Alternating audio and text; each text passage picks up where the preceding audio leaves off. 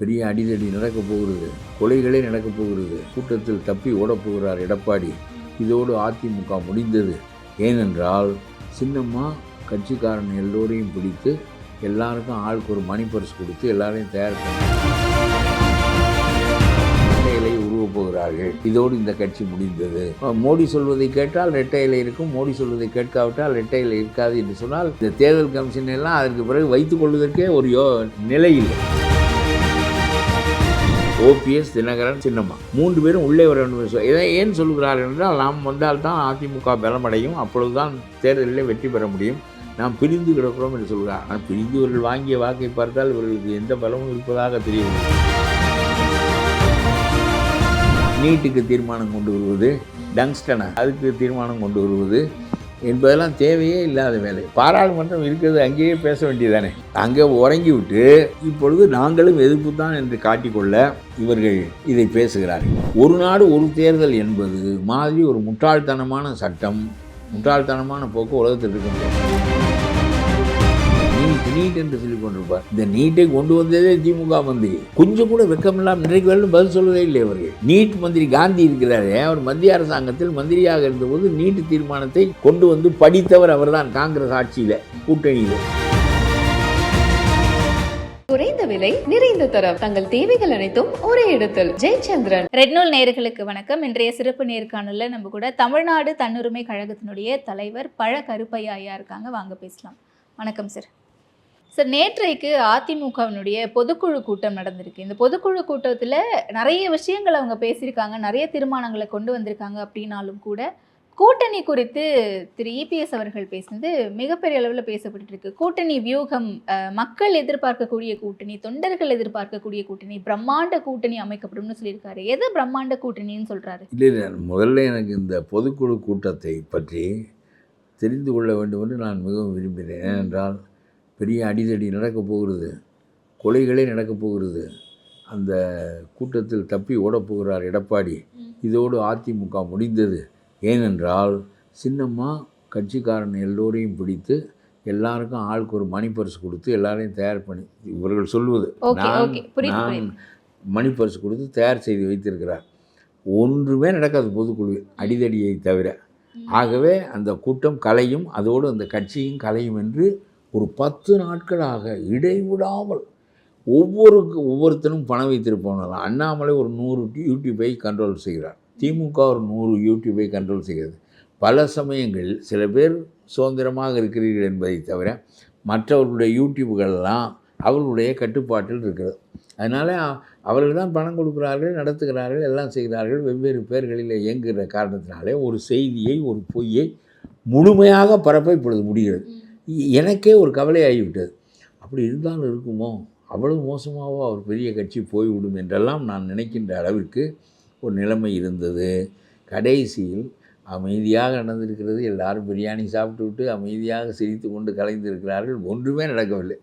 இவர்கள் பரிசு கொடுத்தவனெல்லாம் வாங்கி கொண்டானா, வாங்கி கொள்ளவில்லையா, பதுக்கி வைத்து விட்டு வேறு வகையாக ஒன்றும் புரியவில்லை.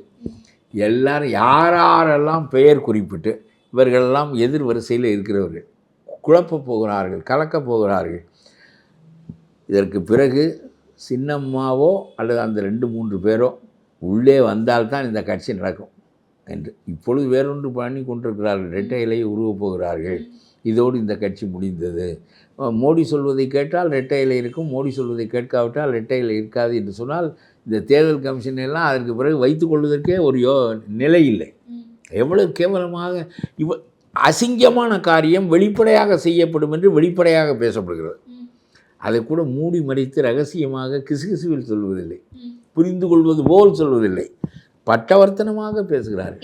எதை பற்றி சொல்கிறீங்க? இந்த தேர்தல் கமிஷனில் இரட்டை இலையை முடக்கப் போகிறார்கள். ஒரு முறை குடித்தோ அந்த கட்சி தான் கட்சி என்று முடிவுக்கு வந்த பிறகு மீண்டும் எப்படி எதை வைத்து இரட்டை இலையை முடக்குவார்?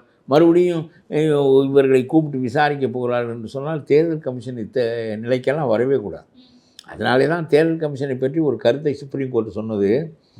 மோடி ஒரு ஆளை நிறுத்த வேண்டும், எதிர்க்கட்சி தலைவர் ராகுல் ஒரு ஆளை நிறுத்த வேண்டும், சீஃப் ஜஸ்டிஸ் ஒரு ஆளை நிறுத்த வேண்டும். இந்த 3 பேரும் சேர்ந்து யார் ஒருவரை தேர்வு செய்கிறார்களோ அந்த தேர்வு நடக்கிற வரையிலும் யுனானிமஸ் சாய்ஸ் அது நடக்கிற வரையிலும் அது முடிவுக்கு வரக்கூடாது. அவர் தான் தேர்தல் கமிஷனில் போட 3 பேர் அதில் ஒருவராக தேர்தல் தலைமை அதிகாரியை நியமிக்கிற இடத்துல தேர்தல் அதிகாரியை நியமிப்பதற்கே இந்த முறையை கடைபிடிக்க வேண்டும். பிறகு 3 பேரையும் அதே மாதிரி கடைபிடித்து அதில் மூத்தவர் தலைமை அதிகாரியாக மாற வேண்டும் என்றெல்லாம் சுப்ரீம் கோர்ட்டு சொன்ன யோசனையை நம்முடைய மோடி கேட்கவில்லை. அவரே 2 பேரை போட்டார் எதிர்கட்சி. அப்புறம் 2 பேரை போடுகிற அதிகாரம் அவருக்கும் அவர் மந்திரிக்கு வந்த பிறகு அப்புறம் ராகுல் சொன்னால் என்ன சொல்லாவிட்டால் என்ன, இதெல்லாம் அதிகாரிகளை கூப்பிட்டு அவர்கள் தேர்தல் கமிஷனாக ஆக்கி விடுகிறார்கள். சுப்ரீம் கோர்ட் ஜட்ஜை தேர்ந்தெடுப்பதற்கு என்ன முறையோ அதே முறை தேர்தல் ஆணையத்தை தேர்ந்தெடுப்பதற்கும் இருக்க வேண்டும். இல்லாவிட்டால் சுப்ரீம் கோர்ட்டுகளெல்லாம் இவருடைய பாக்கெட்டுகளுக்குள் வந்துவிடும். அதே போல் தேர்தல் ஆணையமும் ஒரு 2 இண்டிபெண்ட் இன்ஸ்டிடியூஷன் அது போனால் நாட்டிலே தேர்தலே போய்விடுமே. தேர்தல் போய்விட்டால் ஜனநாயகம் போய்விடுமே. ஓகே, இப்போ அந்த வகையில் தேர்தல் ஆணையத்தை கையில் வச்சுக்கிட்டு தான் இரட்டை இலை அதிமுக அப்படி இந்த பேச்செல்லாம் நடைபெறுவதற்கு அதுதான் காரணம். தேர்தல் ஆணையம் முடக்குமா முடக்காதா என்று நமக்கு தெரியாது. ஆனால் ஓபிஎஸ் எல்லாம் மீண்டும் விசாரணைக்கு கூப்பிடுகிறார்கள் என்றால் மூடப்பட்ட செய்திகள் மீண்டும் திறக்கப்படுகின்றன என்கின்ற எண்ணம் ஏற்படும். ஆகவே தேர்தல் கமிஷன் முறையாக நடந்து கொண்டால்தான் இந்தியாவினுடைய ஜனநாயகம் நிலைக்கும். ஆகவே அது ஒரு பெரிய நிலை இருக்கிறது. ஆக எல்லாமே பொய்யாக இருக்கிறது என்று நமக்கு தெரிகிறது. ஆக அதிமுகவுக்கு எதிராக அது ஒரு கட்சியே இல்லை என்று சொல்லி இருக்கிற சில சந்தர்ப்ப சூழ்நிலைகள் அந்த 2-3 பேர் எதிர்த்து கொண்டிருக்கிறார்கள். அவர்கள் எதிர்ப்பதற்கு காரணம் நான் என்ன சொல்கிறேன் என்றால், இவர்கள் 3 பேரும் நான் எடப்பாடிக்கு ஒரு யோசனை சொன்னேன். எடப்பாடியோடலாம் நான் பழகியவன் தான். அந்த காலத்தில் ஒரு யோசனை சொன்னேன். நீங்கள் கடுமையாக பிஜேபியை விமர்சியுங்கள். அவர்கள் பிஜேபி எப்படி நடந்து கொள்ள வேண்டும், அந்த தேர்தலில் மழையில் மற்றவற்றுக்கெல்லாம் நிறைய பணம் கொடுக்க வேண்டும் என்று பொதுவாக போட்டிருக்கிறார்கள். அப்புறம் இந்த டங்ஸ்டன் இதற்கெல்லாம் மோடியினுடைய அரசுக்கு எதிராகத்தான் தீர்மானம் போட்டிருக்கிறார்கள். அது மட்டும் போதாது, வலியுறுத்துறோம் அப்படின்னு தான் சொல்லியிருக்காங்களே, கடுமையாக கண்டிக்கிறோம் இந்த செயலை. வலியுறுத்துகிறோம் என்றால் எம்பசைஸ் என்று சொல்ல அவர்கள் போடுகிற வார்த்தைகள் அதில் பெரிய வேறுபாடு. அந்த கருத்தில் அவர்கள் உறுதியாக நிற்கிறார்கள். அந்த இது நடக்கக்கூடாது, அந்த கனிம வளங்கள் எடுக்கப்படக்கூடாது மேலூரில் உறுதியாக இருக்காங்க. அது இருக்கட்டும். இவர்கள் நான் என்ன சொன்னேன் என்றால், இந்த 3 பேரும் உள்ளே வர வேண்டும் என்று சொல்கிறார்கள். ஓபிஎஸ், தினகரன், அம்மா சின்னம்மா 3 பேரும் உள்ளே வர வேண்டும் என்று இதை ஏன் சொல்கிறார்கள் என்றால், நாம் வந்தால்தான் அதிமுக பலமடையும், அப்பொழுதுதான் தேர்தலில் வெற்றி பெற முடியும். நாம் பிரிந்து கிடக்கிறோம் என்று சொல்கிறார். ஆனால் பிரிந்து இவர்கள் வாங்கிய வாக்கை பார்த்தால் இவர்களுக்கு எந்த பலமும் இருப்பதாக தெரியவில்லை. தினகரன் 2 பேர், அதில் இவரும் தோற்றார், ஓபிஎஸும் தோற்றார். அது மட்டுமல்ல, தினகரன் நிறுத்திய இன்னொரு ஆள் என்ன பண்ணினார், டிபாசிட் வாங்கினாரா வாங்கவில்லையா என்றே தெரியவில்லை. ஆகவே இவர்கள் நாங்கள் வந்தால்தான் பலம் என்பது சரியான வாதம் என்று சொல்ல முடியாது. ஆனால் இவர்கள் என்ன செய்கிறார்கள் என்று சொன்னால், இவர்கள் வர வேண்டும் என்று சொல்வதற்கு என்ன காரணம் என்றால், அது பிஜேபியினுடைய அஜெண்டா. ஒன்றுபட்ட அதிமுக அதனுடைய நோக்கமாக இருந்தால் நல்ல நோக்கம். இந்த 3 பேரையும் உள்ளே அனுப்பி பிஜேபியோடு கூட்டு சேர வேண்டும் என்கின்ற நிலைப்பாட்டை அதிமுகவுக்கு உண்டாக்குவது என்பது பிஜேபியினுடைய நிலைப்பாடு. மகாராஷ்டிரா தேர்தல் நடந்த மாதிரி. ஆமாம், இந்த 3 பேரையும் உள்ளே அனுப்பிவிட்டால் இவர்கள் உள்ளே போய் குழப்புவார்கள். ஏனென்றால் இந்த 3 பேரும் இவர்களுடைய அஜெண்டாவை நிறைவேற்றுவதற்காகத்தான் உள்ளே போகிறார்கள். அங்கே போய் பிஜேபியோடு நாம் சேர்ந்தால்தான் வெற்றி பெற முடியும் என்கின்ற கருத்தை நிலைநாட்டிவிட்டால் பிறகு அதிமுக தன்னுடைய ஐடென்டிட்டியை காலப்போக்கில் இழந்துவிடும். மாற்றுக் கட்சியாக அப்படித்தான் வர முடியும் என்று பிஜேபி நினைக்கிறது. உள்ளே நுழைய வேண்டும், அவன் முதுகில் சவாரி செய்ய வேண்டும், இன்னொரு 5 ஆண்டுகள் எடுத்துக்கொண்டு பிறகு நாம் தனித்த நிலையில் வர வேண்டும். அதிமுகவோடு கூட்டு சேராவிட்டால் நமக்கு வாழ்வு கிடையாது என்று பிஜேபி உறுதியாக நினைக்கிறது. வாழ்வு கிடையாது, இப்படியே நம்ம இப்போ வாங்கிய வாக்குகளை விட கீழே போய் விடுவோம் என்று அவர்களுக்கு தெரிகிறது. இதற்கு இந்த 3 பேரையும் அவர்கள் மீது உள்ள வழக்குகளையும் அவர்கள் பயன்படுத்தி கொள்வார்கள். அவருக்கு உள்ளே இவர்களை அனுப்பிவிட்டால் நெருக்கடி ஏற்பட்டு பிஜேபி உள்ளே கூட்டணியில் சேர்ந்து விட்டால் பிறகு ஒரு 60-70 இடங்களை பெற்று, இதற்கு முன்னால் இப்போ 4 பேர் தானே இருக்கிறார்கள், நிறைய இடங்களை பெறலாம், மாற்றுக் கட்சியாக வரலாம் என்று தங்களுடைய அதிகாரத்தை வைத்து முடிவு செய்கிறார்களே தவிர இவருடைய கொள்கையை வைத்து இந்த நாட்டில் ஊன்ற முடியும் என்று அவர்கள் நினைக்கவில்லை. இந்துத்துவா என்கின்ற கொள்கையை வைத்து தமிழ்நாட்டில் ஊன்ற முடியும் என்று அவர்கள் நினைக்கவில்லை. மற்ற இடங்களிலே ஊன்றி விட்டார்கள், இங்கே முடியாது. ஆகவே இங்கே மொழி வழியாக இன வழியாக அரசியல் நடத்தி பழக்கப்பட்டிருக்கிற காரணத்தினால் மக்களை மத வழியாக திருப்புவது எளிதில்லை. 2வது, இந்து மதம் என்பது பிராமணர்களின் மதமே தவிர இந்து மதம் என்பது தமிழர்களின் மதம் இல்லை. தமிழ் மதம் என்பது சைவம் வைணவம் போன்ற மதங்களே தவிர இந்துத்துவா என்பது இந்திய தேசிய அரசியலை கட்டமைப்பதற்காக சுதந்திர போராட்ட காலத்தில் கட்டமைக்கப்பட்ட ஒரு அமைப்பு. அதன் மூலமாக சமஸ்கிருதத்தின் வழியாக, வேதத்தின் வழியாக இந்த மேலாண்மையை மீண்டும் நிலைநாட்டிக் கொள்வதற்காகத்தான் இந்துத்துவா ஏற்பட்டதே தவிர இது தமிழ்நாட்டுக்கு நன்மையானதில்லை. நான் பெரியாரே கடவுளை நீங்கள் கடவுளை நீங்கள் தூக்கி எறிந்திருக்க வேண்டாம், இந்துத்துவாவை, இந்து மதத்தை தூக்கி எறிந்திருந்தாலே பிராமண ஒழிப்பு நிகழ்ந்திருக்கும் என்று நான் சொல்வது வழக்கம். அது ஒரு பக்கம் இருக்கட்டும். ஆகவே இவர்கள் அதிமுகவுக்குள் நுழைய வேண்டும். நுழைந்து கூட்டணியில் அதிமுக பிஜேபியை சேர்க்க வேண்டும். பிறகு பிஜேபி அதற்கு பிறகு குதிரையில் ஏறி உட்கார்ந்து விட்டால் பயண இலக்கை அவர்கள் முடிவு செய்து கொள்வார்கள். இதுதான் அவருடைய திட்டம். ஆகவே நான் எடப்பாடிக்கு சொன்னேன், நீங்கள் கடுமையாக விமர்சியுங்கள் பிஜேபியை, 3 நன்மை நடக்கும். இந்த 3 பேரும் உள்ளே வர மாட்டார்கள். ஓகே. ஒன்று, சிறுபான்மை மக்கள் உங்களுக்கு ஓட்டடிக்க தயாராவார்கள். பொது நம்பிக்கை ஏற்படும். 2, 3வது உங்களுடைய கட்சியில் கசமுச என்று 2-4 பேர் பேசி கொண்டிருக்கிறார்களே, இவர்களையும் சேர்த்துக்கொள்ள வேண்டும், பிஜேபியோடு சேர்ந்திருந்தால் வெற்றி பெறலாம். அவர்களெல்லாம் வாயடங்கி போய்விடுவார்கள். உங்களுடைய முன்னாள் அமைச்சர்களில் சிலர். அதற்கு பிறகு உங்களுடைய தலைமை முழுமையாக நிலை பெற்றுவிடும். ஆக நீங்கள் வெற்றி பெறலாம், வேண்டாதவர்களை ஒதுக்கி வைக்கலாம், உங்களுடைய கட்சியில் சில பேரை அடக்கி வைக்கலாம், உங்களுக்கு வராத வாக்குகள் இனிமேல் வரும். இவ்வளவு நன்மையும் நீங்கள் பிஜேபியை கடுமையாக எதிர்ப்பதன் மூலம் இவர் உண்மையாக எதிர்க்கிறார், அரசியலுக்காக இல்லை என்கின்ற நிலைப்பாடு ஏற்றுக்கொள்ளப்பட்டு இவ்வளவு நன்மையும் நடக்கும் என்று நான் ஒரு 6 மாதமாக சொல்லிக் கொண்டிருக்கிறேன். யார் காதிலும் வழக்கம் போல் விடவில்லை, அல்லது என்னை அவர்கள் பொருட்படுத்துவதில்லை. அதனால் எனக்கு ஒன்றும் இழப்பில்லை, ஒரு பொதுவாக சொல்கிறேன். அதனால் இதுதான் நிலைமை. இன்றைக்கு பொதுக்குழு ரொம்ப அமைதியாக நடந்திருக்கிறது. 10,000 பேருக்கு பிரியாணி விருந்து நடந்திருக்கிறது என்றால் அப்புறம் ரொம்ப கோலாகலமாக நடந்ததான் அது பொருள். இந்த தேர் திருவிழாவுக்கு கூடுவது போல கூடியிருக்கிறார்கள். எல்லாரும் ஏறத்தாழ எடப்பாடியை ஏற்றுக்கொண்டிருக்கிறார்கள். அவர்களுடைய தீர்மானங்கள் சில நல்ல தீர்மானங்கள் போட்டிருக்கிறார்கள். அதில் ஒன்று, இந்த கனிம வளத்தை மேலூரில் தோண்ட போகிறோம், அதற்காக டங்ஸ்டன், அதற்காக அந்த டங்ஸ்டனில் என்னென்னமோ சிறப்பெல்லாம் இருக்கிறது என்று சொல்கிறார்கள். இதை தோண்ட போகிறோம் என்று சொல்வதற்கு முன்னால் 10 மாதத்திற்கு முன்னாலேயே பாராளுமன்றத்தில் இதற்காக சட்டம் நிறைவேற்றினார்கள். இதை செய்ய போகிறோம். அப்பொழுது இந்த 40 பேரும் அங்கே என்ன பண்ணி கொண்டு வந்தான்? குரட்டை விட்டு தூங்கி கொண்டு வந்தானா, இல்லை அவர்கள் வருவது இல்லையா? என்ன செய்து கொண்டு வந்தது திமுக? அப்பொழுதே இதை தமிழ்நாடு எதிர்க்கிறது என்று சொன்னால் அவன் பின்வாங்கி விடுவான். ஏனென்றால் மாநில அரசினுடைய தயவு இல்லாமல் இதையெல்லாம் நடத்துவது கொஞ்சம் சிரமம். இதற்கு வேண்டாம் என்று சொல்லி ஒதுங்கியிருப்பான். ஆக வேதாந்தா வேறு வழியாக உள்ளே நுழைய பார்க்கிறது. அதை பாராளுமன்றத்தில் சொல்லுகிற போது நீ எதற்கு பேசாமல் இருந்தாய்? மாநில அரசினுடைய கருத்து கேட்கப்படும் என்பது ஒரு பக்கம்.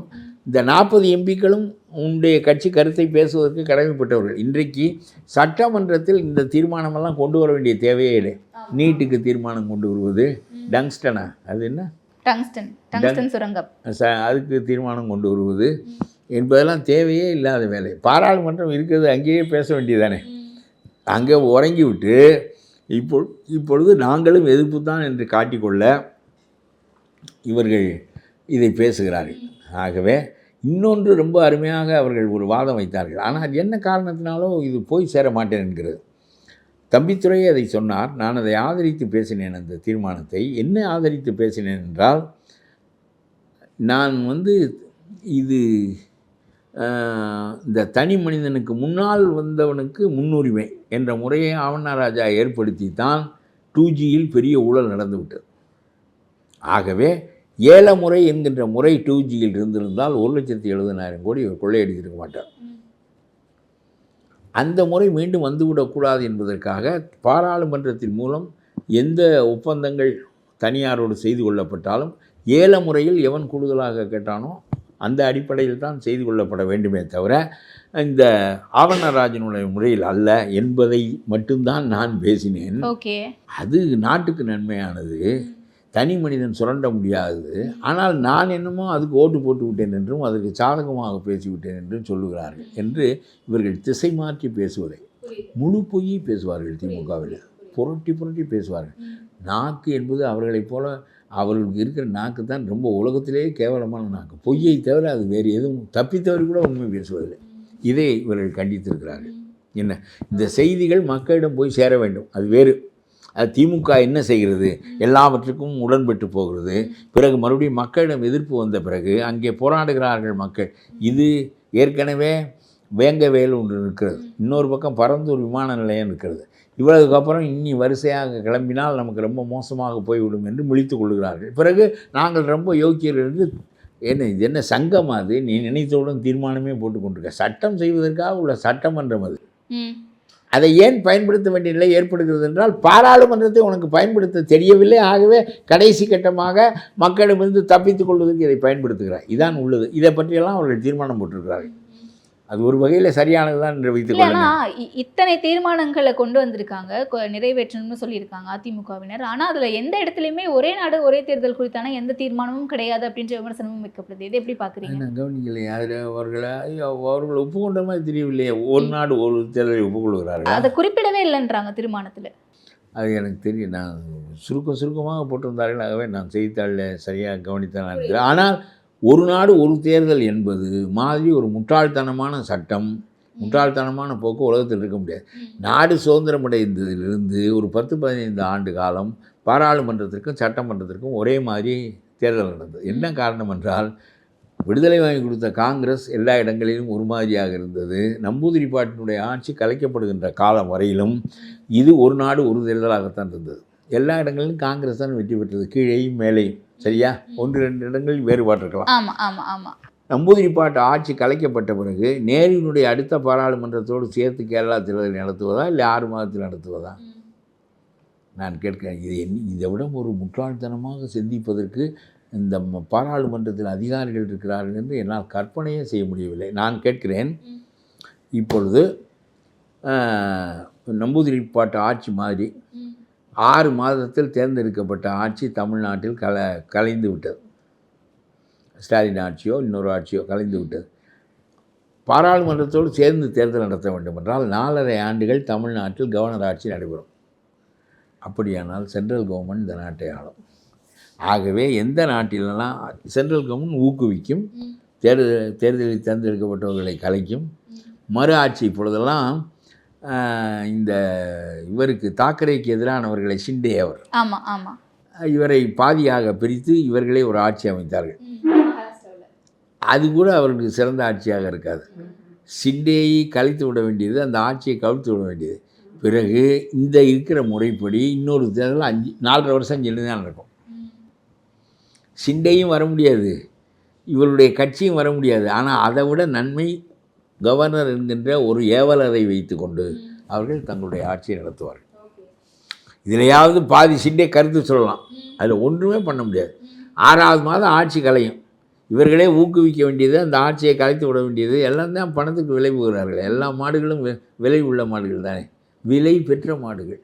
அதனாலே ஆட்சியை கலைத்து விட்டு 4.5 ஆண்டுகள் கழித்து பாராளுமன்றத்தோடு தேர்தல் நடக்கும் என்றால் கவர்னர் ஆளுவார் என்பது பொருள். கவர்னர் ஆளுகிறார் என்றால் உள்துறை அமைச்சர் அமித்ஷாவும் மோடியும் ஆளுகிறார்கள் என்பது பொருள். இந்த முட்டாள்தனத்தை எப்படி மக்கள் ஏற்றுக்கொள்வார்கள்? இது எப்படி கடை போகின்ற செயலாகும்? அப்புறம் இப்படி வைத்துக் கொள்வோம், எல்லா மாநிலங்களிலும் ஒரே நேரத்தில் தேர்தல் நடத்தி எல்லா மாநிலங்களும் ஆட்சி நடத்தி கொண்டிருக்கின்றன. 6வது மாதம் மோடி ஆட்சி ஏதோ ஒரு காரணம் பற்றி கவிழ்ந்து விட்டது. வைத்துக்கொள்வோம், கவிழக்கூடாதா என்ன? அவர்கள் கட்சியிலேருந்தே ஒருத்தன் தலை தூக்கினான், கவிழ்ந்தது என்று வைத்துக்கொள்வோம். ஒரு பேச்சுக்கு கட்காரி மாதிரி ஒரு செல்வாக்குள்ள ஆள் தலை தூக்கினார். ஆர்எஸ்எஸ் அதை விரும்பவில்லை, கட்காரியை தூக்கி நிறுத்துவோம் என்று நினைத்தது. அதனாலே எல்லாரும் இந்த பக்கம், அது ஆர்எஸ்எஸ் சொல்வதை தான் அவன் கேட்பான். திரும்பி விட்டார்கள் என்றால் அந்த ஆட்சி கவிழ்ந்து விடும். கவிழ்ந்து விட்டால் 6வது மாதத்தில் பாராளுமன்றத்துக்கு மறுபடியும் தேர்தல் நடக்காதா? சரி, 6வது மாதத்தில் பாராளுமன்றத்துக்கு தேர்தல் நடக்கிற போது இந்த மாநில ஆட்சிகளெல்லாம் கவிழ்த்து விட்டு நடத்துவதா, கழித்து விட்டு நடத்துவதா? இந்த இவ்வளவு ஒரு கடைகட்ட அறிவு கூடவா இல்லாமல் உங்களுக்கு அதிகாரிகள் யோசனை சொல்வார்கள் என்று நான் கேட்கின்றேன். முதல்ல இயலுமா என்று பார், நல்லதா கெட்டதா என்பதை அப்புறம் பார்ப்போம். எத்தனை திருத்தங்கள் செய்ய வேண்டும், எத்தனை சட்டங்களை மாற்ற வேண்டும், அதற்கு போதுமான பெரும்பான்மையினிடம் இருக்கிறதா என்றால் இல்லை. இப்பொழுது மிந்தி நீனே ஒத்த கையாளாக இருந்தாய். இப்பொழுது சந்திரபாபு நாயுடுவும் நம்முடைய நிதிஷ்குமாரும் உன்னோடு மண்டையாட்டவில்லை என்றால் அது நின்றுவிடும். அது சிம்பிள் மெஜாரிட்டியில் நடக்கக்கூடிய காரியங்கள் பல இல்லை. ஒன்றும் நடக்காது. உன்னால் நிறைவேற்ற முடியாது. இப்படியே சொல்லி கொண்டு பயமுறுத்தி கொண்டு இப்படி காலத்தை வெவ்வேறு சிந்தனை போக்குகளை வெவ்வேறு விதமாக மாற்றுவதற்கான முயற்சி என்று தான் நான் இதை நினைக்கிறேனே தவிர இதை இவர்கள் நிறைவேற்ற முடியும் என்றோ நிறைவேற்றப்பட்டு விடும் என்றோ பட்டுவிட்டால் நாடு ரொம்ப சிரமப்படும். முட்டாள்தனமாக உலகத்தில் இப்போ நான் சொன்னது போல தான் 6 மாதத்தில் மாநில ஆட்சி கலைந்து விட்டால் கவர்னர் ஆட்சியில் 4.5 ஆண்டுகள் இருக்கும். 6வது மாதத்தில் மத்திய அரசாங்கம் கவிழ்ந்து விட்டால் அவருக்கு உடனடியாக தேர்தல் நடத்தி ஆக வேண்டும் என்கின்ற போது இந்த மாநில அரசுகள் அனைத்தும் கலைத்து விட்டு தேர்தல் நடத்தப்படுமா என்று கேட்கிறேன் நான். இல்லை, ஆனால் இன்னைக்கு மக்களவையில் அது குறித்து பேசுகிறதா இருந்துச்சு, ஒரே நாடு ஒரே தேர்தல் குறித்து விவாதம் நடைபெறும்னு. ஆனால் அது இந்த மாதம் கடைசியில், அதாவது மக்களவை முடிகிற அந்த கடைசி நேரத்தில் வச்சுக்கலாம். இவற்றையெல்லாம் வைத்துக்கொண்டு மக்களுடைய கருத்துக்களை நான் சொல்லுகிறேன். இந்தியாவில் வேலை நேரங்கள், வேலை வாய்ப்புகள், அடிமட்ட மக்களுடைய வாழ்க்கை முறைகள், இதை பற்றியெல்லாம் பேசுவதற்கு பதிலாக இந்த மாதிரி ஆகாத போகாத பேச்சுக்களையே பேசிக்கொண்டிருப்பார். தமிழ்நாட்டு அரசியலில் இதான் நடக்கிறது. நீட் என்று சொல்லி கொண்டிருப்பார். இந்த நீட்டை கொண்டு வந்ததே திமுக மந்திரி. கொஞ்சம் கூட வெக்கமில்லாமல் இன்றைக்கு வரலும் பதில் சொல்வதே இல்லை அவர்கள். நீட் மந்திரி காந்தி இருக்கிறாரே, அவர் மத்திய அரசாங்கத்தில் மந்திரியாக இருந்தபோது நீட்டு தீர்மானத்தை கொண்டு வந்து படித்தவர் அவர்தான். காங்கிரஸ் ஆட்சியில் கூட்டணியில் படித்துவிட்டு அந்த நீட்டை எங்களுடைய தலையை திணித்தது நீதான், இப்பொழுது நீட்டுக்கு எதிராக சட்டமன்றத்தில் தீர்மானம் போடுகிறார். இது எப்படி போக்கை மாற்றுவதற்கோ அது மாதிரியானது தான் இந்த ஒரு நேரத்தில் ஒரே தேர்தல். ஓகே. ஸோ அதுதான் கேட்க வந்தேன். அதிமுக பற்றி பேசிகிட்டு இருந்தோம். அதிமுகவுடைய தீர்மானங்களில் இது இல்லை அப்படின்ற ஒரு விமர்சனம் ஒன்று இருக்குது. ஒரே நாடு ஒரே தேர்தல் குறித்தான எந்த ஒரு இடத்துலையும் அதை அவங்க தெளிவுபடுத்தலை அப்படின்னு சொல்லிட்டு. இன்னொன்று, பிரம்மாண்ட கூட்டணி அமைப்போம் அப்படின்னு சொல்லிட்டு எனக்கு அது தெரியல. தெரிந்தால் இவருடைய நோக்கம் என்னவாக இருக்கும் என்று நான் சொல்லிவிடுவேன். அதிமுகவின் நோக்கம் எதுவாக இருந்தாலும் இந்த தேர்தல் முறை சரியில்லை. குறைந்த விலை நிறைந்த தரம், தங்கள் தேவைகள் அனைத்தும் ஒரே இடத்தில். ஜெயச்சந்திரன்.